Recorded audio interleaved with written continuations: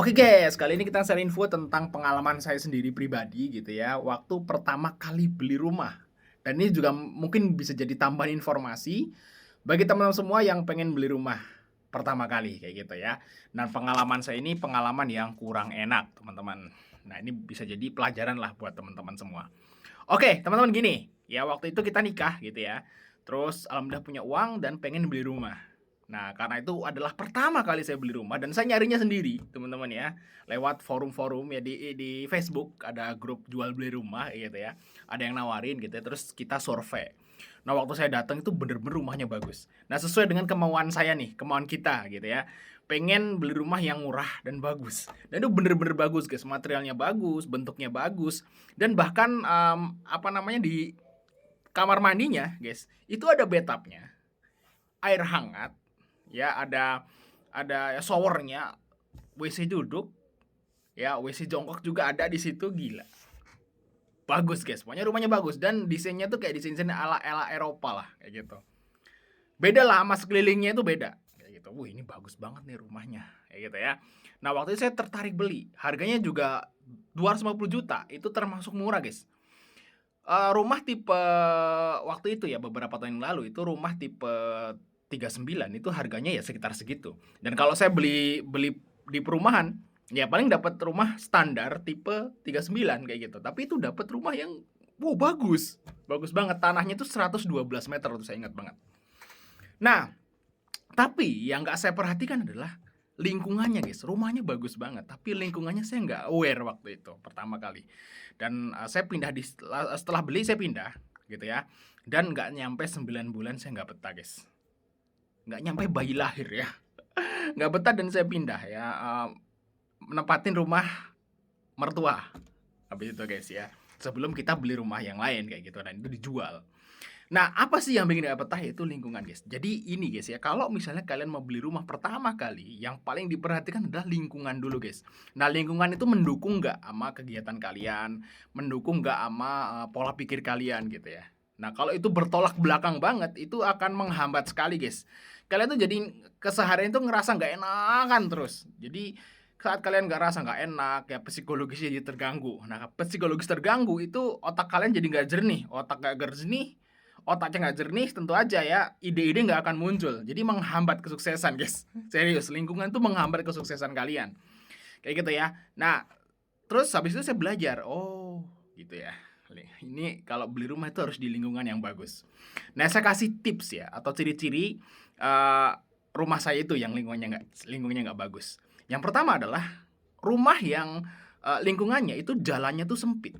Itu kurang bagus, guys, buat ditinggali, serius. Kalau kalian beli baru ya, kecuali kalau kalian tuh warga lokal, warlock. Kalau kalian warlock sih nggak masalah. Lahir di situ, gede di situ sih nggak masalah. Tapi kalau kalian warga baru, terus pindah ke lingkungan yang jalannya sempit, itu masalah, guys. Kenapa, guys ya? Gini, waktu itu di rumah saya itu sebenarnya mobil bisa lewat, cuman mobil satu sama motor tuh bisa, petukan. Tapi kalau mobil sama mobil itu jelas nggak bisa.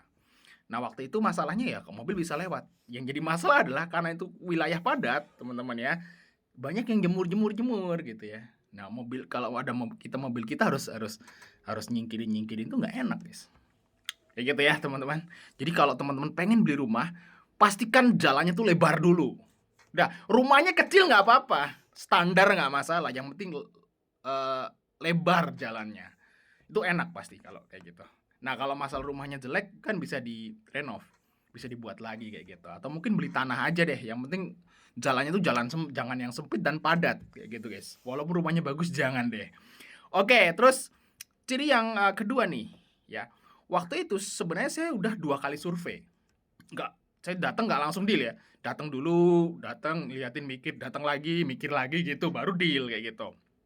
Nah, waktu itu kan rumah kita itu di tengah ya, bukan di pojok. Kalau pinggir jalan sih nggak masalah ya. Kita di tengah rumahnya, guys. Jadi kita ngelewatin beberapa rumah lah, gitu ya. Jalannya agak belok-belok gitu. Nah, padat lingkungannya, teman-teman. Sebelum ke rumah kita tuh lingkungannya padat kayak gitu ya. Nah, itu setiap saya ke situ, guys, itu banyak orang nongkrong. Nah, itu ciri-ciri yang kedua, guys. Jadi kalau kalian mau beli rumah terus ngelewatin rumah-rumah orang gitu ya.